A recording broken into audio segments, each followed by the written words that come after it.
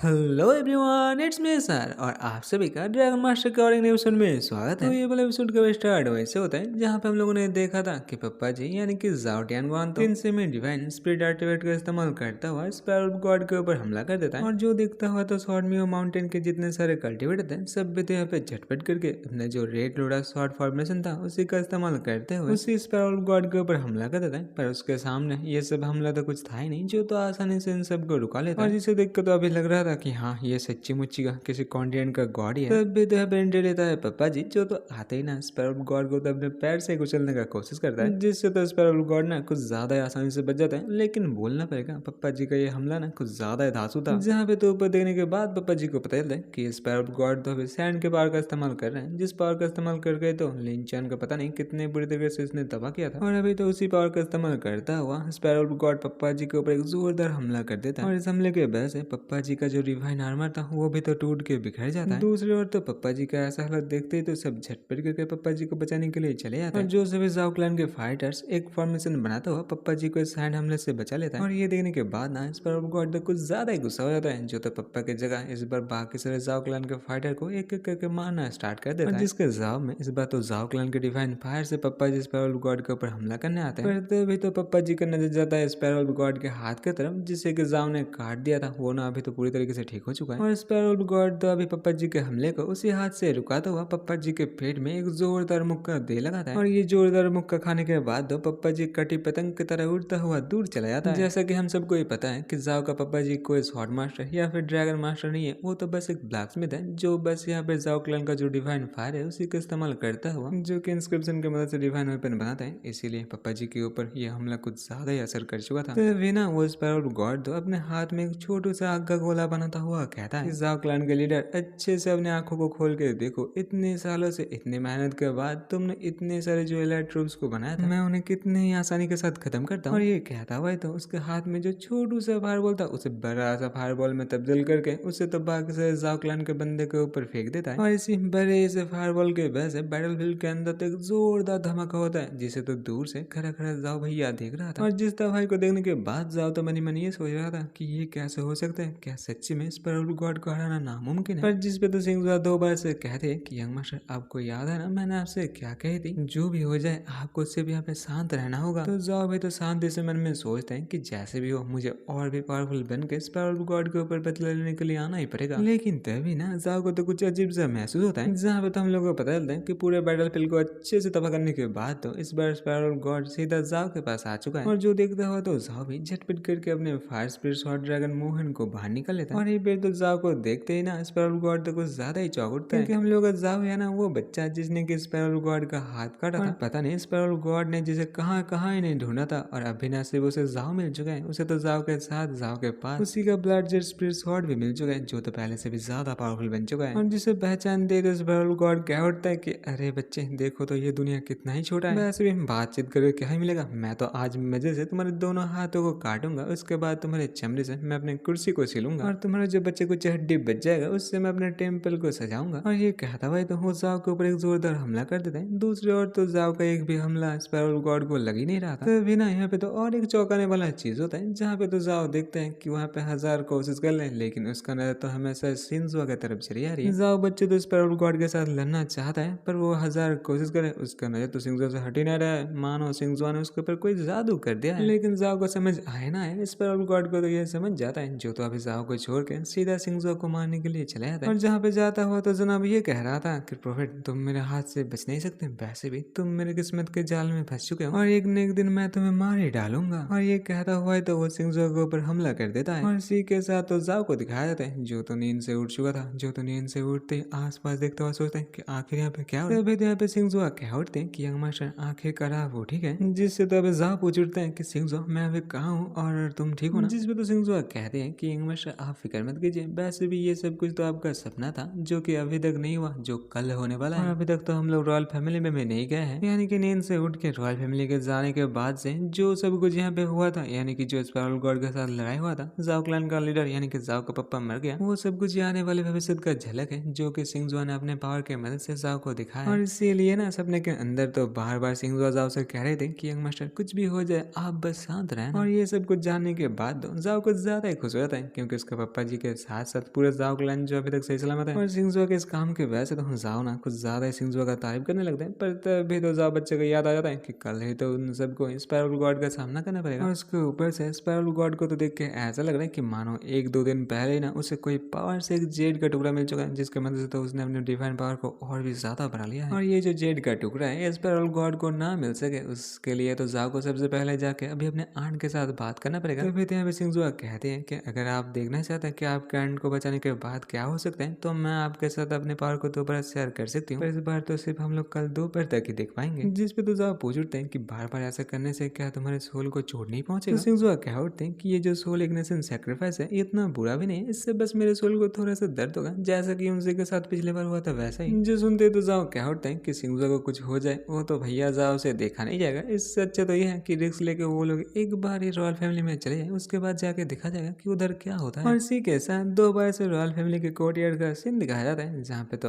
आते ही ना सिंजुआ तो जाओ से कहते हैं मास्टर जाओ हमने फोर्थ साइड में जो देखा था हम लोग को वैसे काम करना पड़ेगा, क्योंकि अगर फेट थोड़ा सा भी चेंज हो गया तो कल वाला फोर्थ साइड भी तो पूरी तरीके से चेंज हो जाएगा। और पिछले बार के तरह ही तीनों के तीनों इंपीरियल कॉन्सोर्ट के घर के सामने जाके खड़े हो जाते। पर इस बार ना पहले बार के मुकाबले ये तीनों तो बहुत पहले आए थे, पर इस बार भी पहले बार के तरह आंट के रूम से उसे एम्प्रेरियन का आवाज सुनाई देता है, लेकिन इस बार रूम के अंदर तो जाओ का आंट भी जिंदा थी, जो भी तो यहाँ पे एम्प्रेस से चिल्लाते हुए कह रही थी एम्प्रेरियन आपका ये करना अच्छा नहीं होगा, माना किस्मत ने मुझे नहीं चुना है, पर फिर भी स्पाइरल गॉड का साथ देना ये बहुत ही डरावना चीज है। जिस पे तो एम्प्रेरियन क्या उठता है कि तुम्हें पता है मैं यहाँ पे किस काम के लिए आया हूँ, चलो ना बकते हुए मुझे झटपट करके उस जेड लैम्प को दे दो। तो आंटी कहती है कि ये मैं आपको नहीं दे सकता, वैसे भी अगर ये स्पाइरल गॉड को मिल गया तो पूरे जीटीएन कॉन्टिनेंट में तबाही आ जाएगा। लेकिन इम्प्रेस आपको तो ऐसा लगता है कि इसका पत्नी ये जेड टोकन उसे ना देके जाओ टियानवान को देने वाला है, और जिसके वजह से इम्पेरियन तो उसे मारने का धमकी भी देता है। और जो सुनते तो आंट भी झटपट करके अपने हाथ को आगे बढ़ाते हुए दिखाते कि वो खुद ही यहाँ पे अपने आप को मारने के लिए जहर खा चुकी है। और ये देखते तो इम्पेरियन का गुस्से का बड़ा फटे जाता है, जो तो चिल्लाता हुआ कहता है कि तुम मुझे ना दो पर फिर भी मैं उसे ढूंढ के लूंगा। वहीं पे तो जाता हुआ जनाब अपने बाकी सैनिक से कहता है कि जाओ जाके इम्पेरियल कॉन्सर्ट के जितने सारे सार्वेंट है सबका खेला खत्म कर दो। दूसरी ओर तो ये सब कुछ छुप छुप के देखता हुआ जाओ सोच उठता है कि उसे नहीं लगा था कि इतने पहले आने के बावजूद भी उसका आंट को बचाना उसके लिए मुश्किल होगा। तभी तो अपना काम खत्म हो जाने के बाद एम्प्रेरियन सबको लेके यहाँ से 9-2-11 हो जाते हैं, और जिसे जाता हुआ देख के तो जाओ सोचता है कि अब ये मौका चलो चौका मार देते हैं। और इसी के साथ जाओ ना झटपट करके तो अपने आंट को पुकारता हुआ आंट के रूम में घुस जाता है, जहाँ पे जाते ही झटपट करके अपने आंट को पकड़ता हुआ जाओ कहता है कि आंट आप फिक्र मत कीजिए मैं आपको बचा लूंगी। जिस पे तो आंट भी टीवी सीरियल ड्रामा के जैसे कह दे कि मेरा बचना नामुमकिन है, पर फिर भी तो जाओ अपने आंट को बचाने के लिए यहाँ पे तरह तरह के एलेक्सर का इस्तेमाल करता है। तभी तो आंट कह उठते हैं कि ये जो चोट या फिर जहर जो भी है ये आंट ने नहीं लिया, इससे तो और किसी ने आंट को दिया है। फिर तो अपने लास्ट मोमेंट में आंट जाओ से कह जाते हैं कि ये जो जेड का टुकड़ा है उससे जाओ के आंट ने इम्पेरियल टोकन के अंदर छुपा कर रखा है, जो कि अभी उसे सील के अंदर लॉक्ड है और जिसे रॉयल फैमिली के बाहर अभी ले जाना मुश्किल है। और अपने आंट के कहे मुताबिक थोड़ा सा ढूंढते तो जाओ को वो सील मिल जाता है, जिसे मिलने के बाद तो जाओ कुछ ज्यादा ही खुश होकर अपने आंट को उसे दिखा रहा था। और पीछे मुड़ने के बाद तो जाओ को पता चलता है कि उसका आंट तो ऊपर वाले का प्यारा हो चुका है, यानी कि जाओ यहाँ पे लाख कोशिश कर ले फिर भी जो फेट है उसे बदलना बहुत ही मुश्किल है। और हाँ ये तक था, इसी के साथ पहले एपिसोड होता है खत्म। चलो देखा जाए नेक्स्ट एपिसोड में क्या जाओ अपनी किस्मत को बदल सकता है या फिर 2 बार से उसके पप्पा को और जाओ क्लान को तबाह होना पड़ेगा। तो जल्दी मिलते हैं और एक नए एपिसोड के साथ, तब तक के लिए टाटा बाय बाय और हाँ सही होना रहा।